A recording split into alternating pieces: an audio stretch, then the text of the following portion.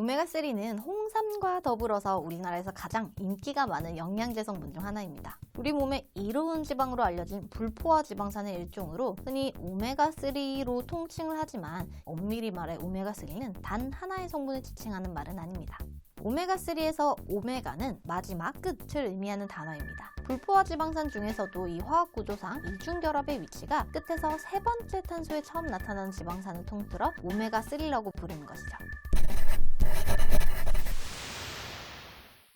이 건강기능식품으로서의 오메가3는 혈중 중성지질 개선, 혈행 개선, 기억력 개선, 건조한 눈을 개선하여 눈 건강에 도움을 줄 수 있음이라는 기능성 문구를 갖고 있는데요. 이 중성지질 개선 그리고 혈행 개선의 목적으로는 EPA와 DHA의 합으로서 500에서 2000mg, 또 기억력 개선에는 900에서 2000mg, 눈 건조감 개선을 위해서는 600에서 1000mg을 복용할 것을 권장하고 있습니다.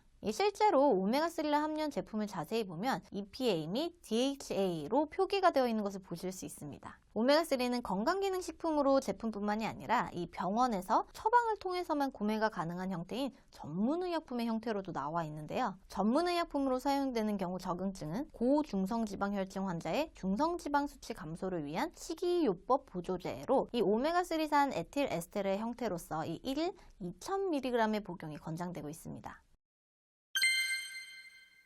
제가 항상 지인들에게 이야기를 할 때 비타민이나 미네랄 같은 제품은 구성과 함량 정도를 보고 골라도 된다면 이 프로바이오틱스와 오메가3는 원재료부터 제조 공정까지 좀 꼼꼼히 따져서 정말 좋은 제품을 골라 복용해야 한다고 조언을 해주는데요. 이 제품에 따라서 그 상태와 품질이 천차만별이고 잘못된 제품을 복용하는 경우에는 오히려 건강에 문제가 될 수 있기 때문입니다. 다음번에 기회가 된다면 좋은 오메가3 제품을 고르는 법에서도 한번 다뤄보도록 하겠습니다. 이 오메가3는 좋은 제품을 잘 고르는 것도 중요하지만 올바르게 복용하는 것도 중요합니다. 오메가3는 지방이기 때문에 이 지용성 비타민과 마찬가지로 식사 중이나 식사 직후에 복용하는 것이 흡수를 높일 수 있습니다. 가끔 오메가3를 드시고 이 생선 비린내 등이 올라온다거나 속이 불편하다고 하시는 경우들이 있는데요. 이런 경우 역시도 식사 직후에 복용하는 방법 등으로 불편감을 줄일 수 있습니다.